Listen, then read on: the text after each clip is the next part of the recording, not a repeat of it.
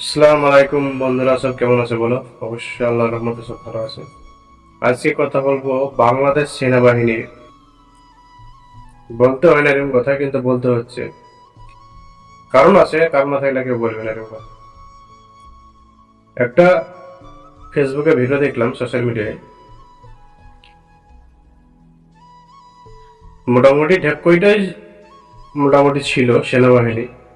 এমনি এমনি পাবলিকে ছিল অনেক।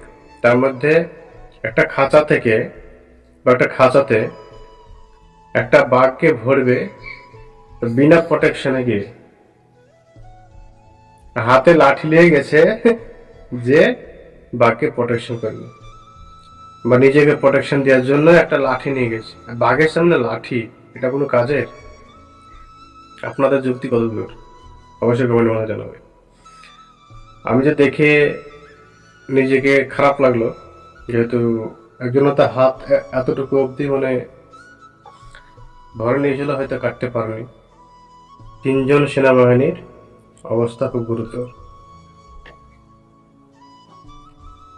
বেশি কথা বলা না, স্ক্রিনে ভিডিওটা দিচ্ছি, দেখুন।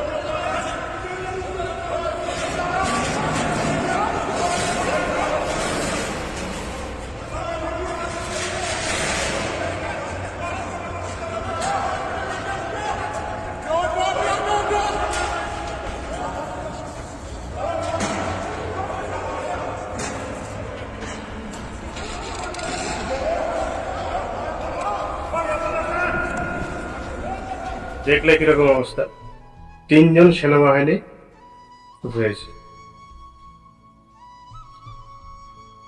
এগুলো মাথা মোটা কাজ ছাড়া কিছুই না। হয়তো ছাগল ভরছিস না গরু ভরছিস না ভেড়া ভরছিস ওখানে,